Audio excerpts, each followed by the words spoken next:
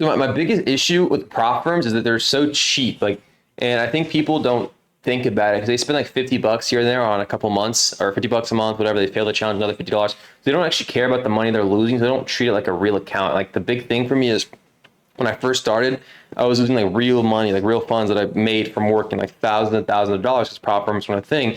And I was losing all that money, like it actually hurt me deep Yeah. down. I was like, I was pissed, I was angry. So it kind of helped me with my risk management, control myself and learn how to control myself. But with prop firms, you lose like $50 now and then, like you don't give a fuck about that. So it just takes you so much more longer to feel that pain. Maybe like 6 months in the line, you start to calculate how much money you spend on prop firms. And you're like, oh shit.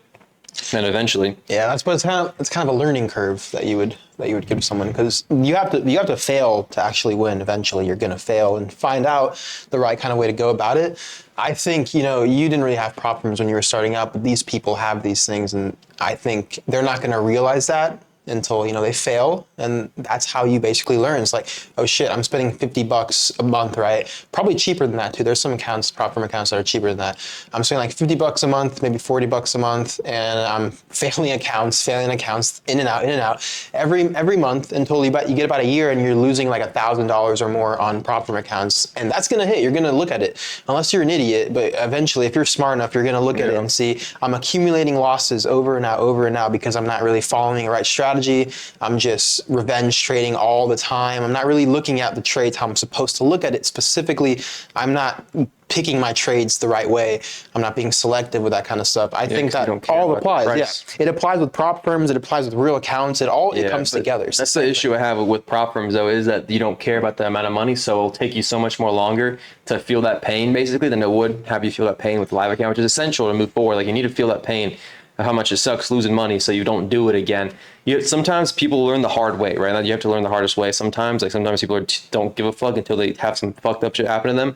Then they learn. And with prop firms, that might take you a long time. Because like little $50 take a long to actually add up. Kind of like the same experience. I can go in from making 10K a month to 100K a month is like a massive difference in how your psychology has to act. Like you're trading the same thing. You're the same setups, everything's the same, but your psychology has to be so different because the losses you take at 100K a month versus a 10K a month are drastically bigger. Like going from 10K a month to six figures a month, like a normal loss, you can lose 20K in a day, and that's normal at 100K months. Yeah. But when you're at 10K months, but you're not losing more than maybe 2K a day max is how much you should lose per day. So it's a massive shift. You're like, damn, I just lost 2 months worth of my yearly salary. You know what I'm saying? Would you think that's a kind of a bigger change in terms of how you view losing money and making money? Like, let's say you're at 10K account, right, and you made it 2K in a day, versus you're at a 100K account and you made let's say 5K or more in the day. Do you view that win as less meaningful than you did back in the day when you had a 10K account? Yeah, no, for sure. I feel like 10K a month was probably the chillest. It's probably it's the chillest spot because at that point, you don't worry too much about taxes.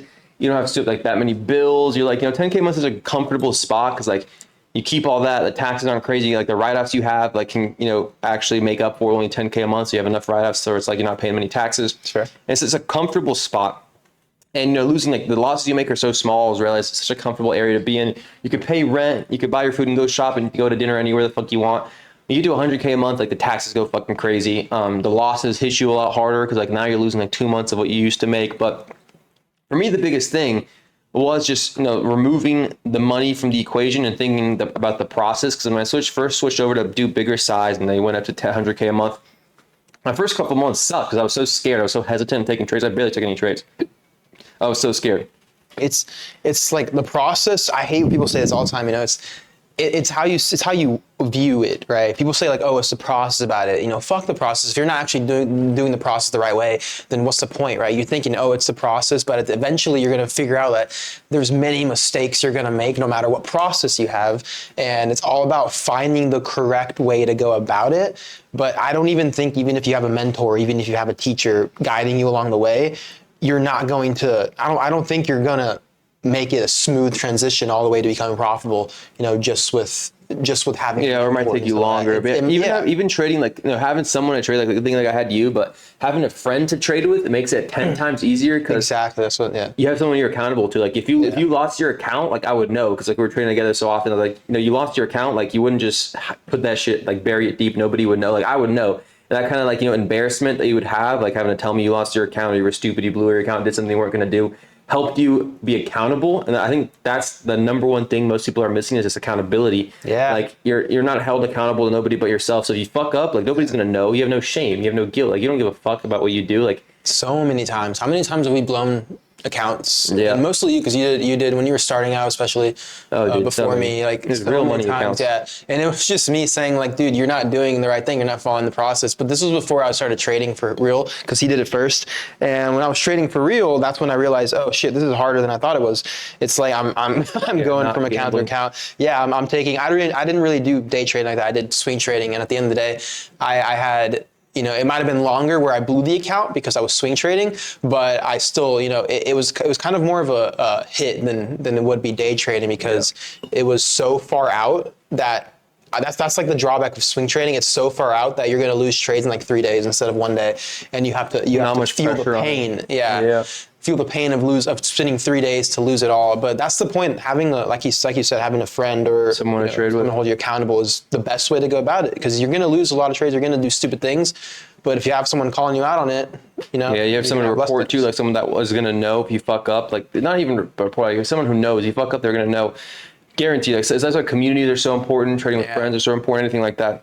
Then when you start making money, like spending your trading profits as well, like with somebody else is crazy. Because when I was at 10K a month, I wouldn't spend that much money. Like the only thing I would spend money on is food. Like we started to get like a car, like the first fucking nice car I bought was like really like a new truck. Yeah. And because we live out here in the south. We didn't do much. Yeah, Profit. just food, bro. Food is the biggest thing. I was just spending so much money on food. I would save up my profits because I know, like, I'm making this money. I'm not sure how long I'll keep it for, so I got to save that shit. I would tuck it all away. But I was spending a lot of money on food. That's how you know, like, we're like actual real traders. If you're like a trader in Miami, more than likely you're just doing it for the show of it. But that's what I kind of say. Like you're saying, like, oh, we don't spend much profit, like that much money on these kind of things. Like it's just so truthful. Like if you're in, I think Miami has like a very bad rep for traders. Yeah, Miami's a cool place, fun place, but it's definitely a lot of influencer based instead of trader based. Especially if you see like someone pop up on social media, and they're like, Miami. I wouldn't recommend living in. A lot of people say like live in Miami, but it's not good for your health. No. It's good for competition. Like you're surrounded by people with a lot of money, but I honestly think there's better places you can go to be surrounded by people with better money. I like staying there every once in a while. It's fun. But I would never live there. I hate the people there. People suck. The vibe is really bad.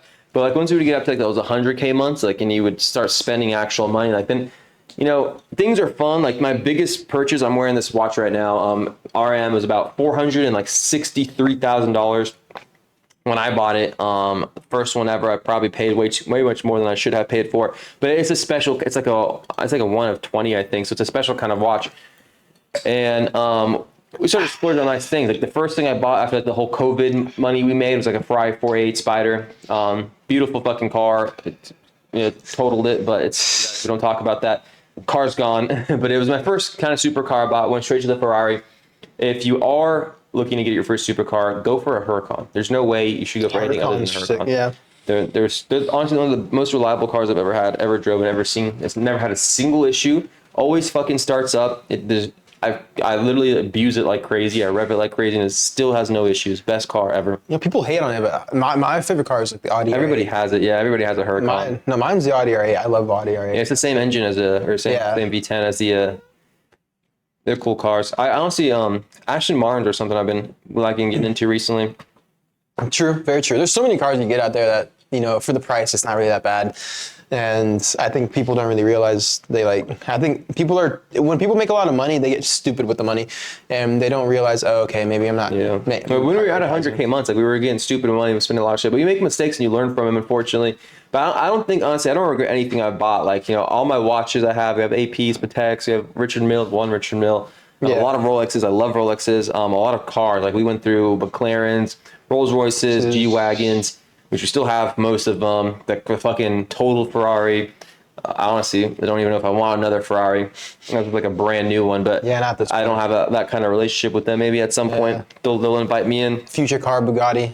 Yeah. A lot of shit, man. A lot of shit. So even talking about like the people, the traders here in Miami, bro, I see a lot of new girl traders coming out.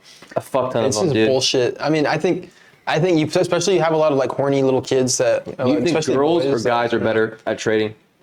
from what I've seen, guys, I don't think any girl that you see on social media is actually good at trading. Yeah. I mean, come on, you have it all the way from the start. Tory trades with the trend lines. What the fuck is that? Yeah, Like, it makes no sense. Then these girls, because they're like somewhat pretty, you know, at the end of the day, they might be a 6, not above that, but they're pretty enough for like little boys to, you know, become attracted to them and think like, oh, I'm gonna follow them. I'm gonna follow their. They don't even have a strategy. You know that? Yeah. You can look at all are of not even those. 17. That's what I'm saying. Like Yeah. not even 18. You can't even legally be trading, or I mean, we did it, but still. I mean, yeah. But I think like biologically, though, not just the influencer ones. Like I think girls might be better at trading than guys Haven't seen it because they're yet. more organized. Haven't seen it yet. They're more organized. I mean, maybe those who aren't really They are on more social emotional, media. though. Yeah, they are more I'm talking emotional. about the ones that aren't on social media. Then maybe I don't know. Biologically. I can't classify that with an answer because from what I've seen on social media, there's shit. Yeah. They don't know follow what they do. They're more like they follow rules more. Like the guys I've met, like Yeah. they don't care about. They fucking break the rules. We just break rules, right? That's what we do. But girls are like, you know, they want to be follow rules. Like they don't do anything wrong. Like in school and shit. I'd So say I think that. might make them better. Yeah, I'd say that they're probably, from what I tell from a lot of the traders that we teach, especially who are women, they do more dumb stuff when they make the money. They spend a lot more stuff. I think Oh yeah, they're not smart with money for sure. they're not smart money. I think the guys might be worse at making the money trading, but they're better at investing it and saving it in the future. Yeah, with some that. I'd definitely say for sure. Yeah. Women are more emotional though, so that could make them shittier at trading, you know? Like maybe it's like their time of the month and then they just fucking just blow their account. Maybe every single month they have their period and that's when they lose their account. So they'll never You be never profitable. know. You really never know. That's why we don't see many profitable girl traders, bro. It's because they have their periods. You don't see profitable traders. That makes so much sense now, actually. Makes so much sense. And another thing, bro, all the girl traders I see they're trading ICT. Every single one. Are they? Except for the trend haven't lines, seen any, Tory like- girls, but all of them ICT, bro. Really? Do you think ICT works? Because we don't trade ICT, obviously. We trade like real data and real numbers and real like financial statements and like shit that actually. Do you want to know my opinion? I think that no strategy that involves those kind of things, like looking at the candle movements and Just inverse candlesticks, patterns, lines, candlesticks, I don't rods. think any of that will work in the long run. It could. That's how they get you. You got Guys. a lucky streak, yeah. That's how they get you. Exactly. It's a lucky streak. It's like, oh, I make this amount of money doing inverse fair value gaps, and then you make the money, right? You make the money for like a month, 2 months, 3 months, 4 months, maybe even 6 months, and then after you're done with their mentorship and shit like that, they're like, fuck, I'm done because it's not a long-term strategy. That's the problem with people. They're not smart enough to understand that you have to find a long-term strategy. You're just finding one that gets you lucky, and that's how they make money. That's exactly how they make money off that. Every kind of once stuff. in a while, Yeah. they start selling something. Honestly, the biggest thing for me, man, I don't know a crazy amount about ICT, but I do know the founder of ICT was a proven fraud. Like, Yeah. he failed the Robbins Cup like multiple times. He's been outed like a billion times. So whoever founded the strategy, if he's a proven fraud, does that mean his strategy doesn't work? I don't know. Maybe it does, maybe it doesn't. But then you see people on social media, like the biggest ICT trader, TJR, right? He's been live recently, and I've been kind of checking up because I just want to. I love learning about different strategies. So I haven't watched much of this. Just these clips sometimes, but bro just loses a lot of trades, and then he gambles news and it makes money. He's like one of the biggest ICT traders out there. And then obviously there's fucking the ICT guy who just proven fraud. And when you're relying on just random candlesticks and drawings on a chart, it's honestly not much you can do for day trading. For swing trading, that makes a little bit more sense because the trends are much more well respected the long time frame. But day trading, bro, ICT is a fraud. It is. Most of the big guys trade ICT like, I don't know. TJR, I mean, one of my problems with TJR is he might have been a good trader back in the day, but I think he's an influencer turned, I think he's a trader turned influencer now. Yeah. And what I mean by that is like, he was really good. He might have been really good at trading ICT back in the day. And then he started becoming an influencer when he got a lot of followers. And now he's trying to take his influencer by like losing a lot of trades, stuff like that. He doesn't care at the moment. He has so many. Maybe the prop so he's big. promoting and the broker he owns technically is benefiting off of him. What if that's the case where he does own like a broker now technically? It's offshore, super sketchy. If you're watching this, don't ever put your money in an offshore broker ever. It's retarded. Like, why would you trust millions of dollars that he supposedly has in an offshore broker where they can literally take your money and there's no regulations out there at all? It makes zero sense. They can't, yeah. If you're dumb enough to believe in an offshore broker, put any amount of money in an offshore broker, I don't know what the fuck you're doing. You shouldn't even be trying to trade if you're that dumb. But he also, partnered with prop firms, and he also owns a broker. I do promote prop firms as well, but I fucking win my trades. I'm not just losing my trades in front of going live in front of hundreds of people going live in front of all my students and I'm winning my trades, right? Every single trade I've taken, I'm super profitable and super consistent. We like literally have almost never had a red month or even a red week by that means. Yeah. It's just, you could be purposely losing to make more money. that's smart. At the end of the day, that's very, that's like, I wouldn't say it's the right way to go about it, but that is smart. And people are going to get tricked by that. No matter what people say, they're going to be like, oh, he's not doing that. Because he has so many followers. He has a huge backing. Even if he loses trades and isn't that good at trading, he's still going to have a large backing by people because they're just like, he'll make money if he wins his trades, or if he loses his trades, he'll make money from prop firms and brokers. But the market has been changing a lot. I feel like the manipulation is a lot more heavier, right? Than what we saw, like, especially when Trump picked up, like when he would give us signals to buy, like it'd be like, this is the perfect time to start buying. The market would pump back up to all-time highs. Like manipulation's crazy. Insider trading's fucking crazy, bro. Like there's so much proof, like Pelosi, for example. If you have a stock tracker that follows her delayed trades, you would still be making crazy returns because the inside information they have is insane. The manipulation's insane. Something that I do, like I watch Orderflow I've been watching Orderflow every single day for years. And I could just tell, like when the algo, like the algo whole conundrum started, so I could see the algos in place in Orderflow, changed the game up completely. Orderflow used to be so clean, now it's massively manipulated by the algos. It's algo wars, and these things, like these algo traders think that when I'm talking about algos who are taking the majority of the volume of the market are algos that are just people. These are algos that are like banks and like institutions who spend millions and billions of dollars working on these algos, constantly adapting the algos and manipulating the market. Manipulation is such a massive thing right now, whether it's Trump or whether it's the algos. And I have so many of my students who go down the algo path, and I tell them, like, hey, like I've never met one algo trader who has successfully been able to stay alive in the market for a good duration of time. Sometimes they make money in a year, maybe the most I've seen is in a year, and then eventually the algo goes to shit. They lose everything.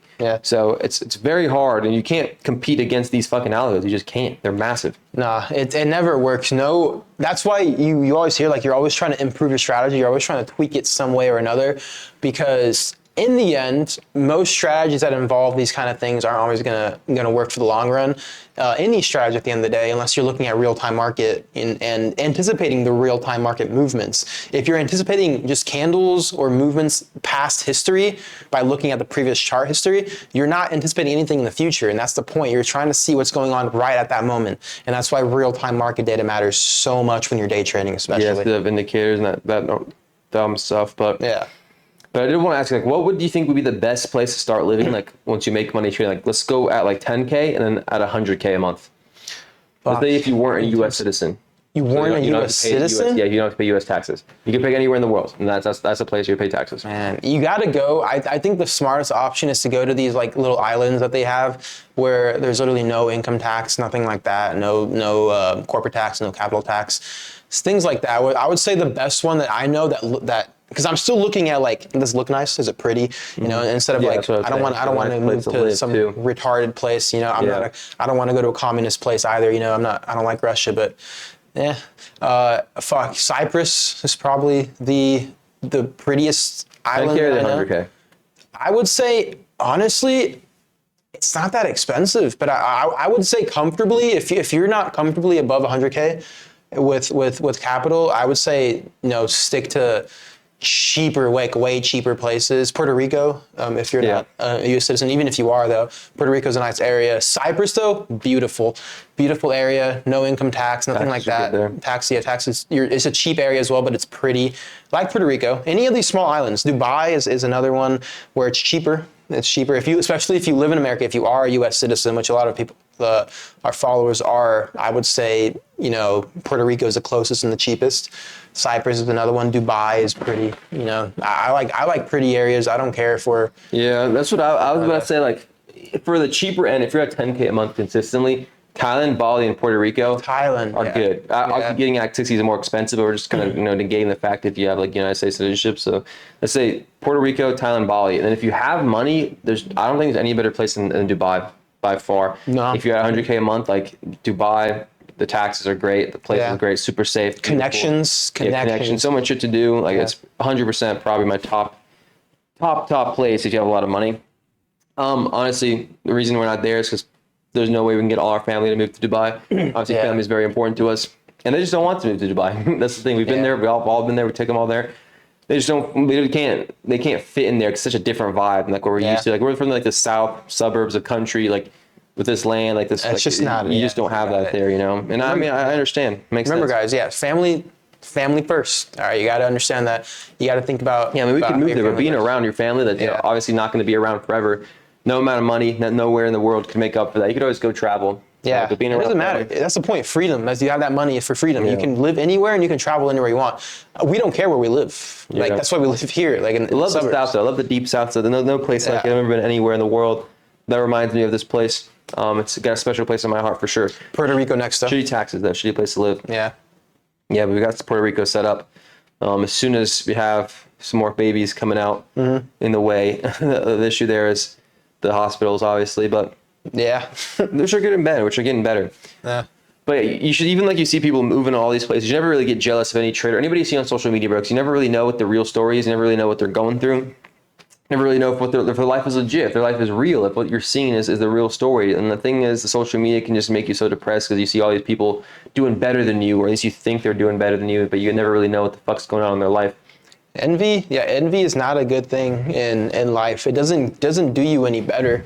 And especially if you're religious, you know, because we're religious, and especially, you know, envy and jealousy is a sin. It's a bad thing, but it's a sin for a reason. It's not doing you any good in life.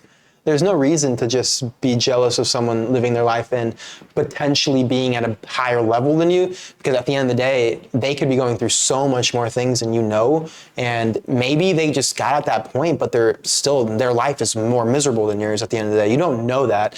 I think it's good to know where you're at and be okay with it. Be happy that you made it this far. You're leveling up. It's pretty small. Even if you're like you're homeless or you're broke and you finally made it, so yeah, you have a job, you have a hotel, you have an apartment, stuff like that. That's all getting better at your own pace, right? You can't look at anyone else's paces and just compare that, because comparison is the thief of joy, right? You're not going to be joyful if you're just comparing yourself to other people that are better than you. 100%.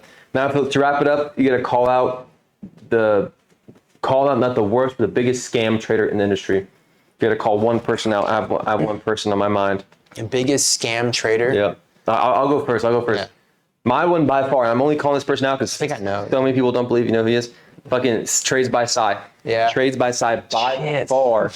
Because, dude, I got to put this. He doesn't sell a course or mentorship, but he owns an offshore broker. And people don't think he's a scammer because he doesn't have a mentorship, doesn't have a course. But this is so much worse. The amount of money you make from brokers is like 100 times what you can make from any mentorship, any course. Yeah. You could legally rob the fuck out of people. You go and drop 100K in an offshore broker because you don't know what you're doing. Like, you're new, maybe you have some money saved up. Like, you want to, make some money, change your life, whatever it is. You put 100K in a broker. You fucking follow this guy's broker, and all that money is gone. You have no right to it. It's offshore. So you can't do anything about it. And if they decline your withdrawal, they never put your trade in the live market ever. Mm-hmm. And if you win any money, they don't give it to you. Most likely you're going to lose because, every trader loses. But if you win any money, they don't give it to you. And people love him because he doesn't sell anything. They're like, bro, what he's doing is 10 times worse than selling a mentorship in a course. It's like 10 times worse. And I hate that people don't get that. You see, I'm sorry. Like, there's a whole different level of trading, and when you supposedly make $100 million in trading, and you're his age, and you have that in an offshore broker. Yeah, let's be honest here. You're not. There's no rules or regulations. Yeah, you're not making that kind of money, but people believe him. They're like, oh, but he doesn't have mentorships, doesn't have anything. Like, if he wasn't making that money, why would you trust a broker that's literally out of the country, he lives in the U.S. with your money? There's no legal law there. If they wanted to take your millions, they could. What's stopping them? Other than you owning the broker. It's a good shout. You know what I'm going to say? I'm going to say most people that have offshore brokers, I'm going to say Mamba, he's one of them, because I definitely believe, like, he might not be as big of a scam as Trades by Side, but anyone who most of the time, majority of his content that you see on social media is just him flexing like his thing, he's flexing all he's got. Majority of the time you see that more than he flexes the trades he makes or stuff like that. You're looking at a scam basically, because he's basically flexing all the money he has that he made from trading, but he's not actually showing you anything that he's actually made money from trading. And I think that's another one. I think, RP Profits is another one of them that I've been seeing recently. I didn't really think he was one until I got an ad from him. He was doing like an ad for like algorithm trading, where he had his own algorithm. And I believe that Anyone who's trying to sell you an algo is completely scamming you, because at the end of the day, they don't work long term. So if they're trying to sell you an algo thinking, oh, this is going to work, this is going to make you rich and rich for life, they're just not telling you the truth, bro. They don't work. They work for a little bit, they get you lucky, and then you'll find out how retarded they actually are. So I think he's another one of those. He just started doing that actually, so I didn't really, I was thinking he was a legit trader. The algos are a big thing. Yeah. That honestly don't work. But time to wrap it up. Almost that time of day. We got to go take our meth break. Yeah. Let's get it. Appreciate y'all. See you on the next one. Peace For out. next time.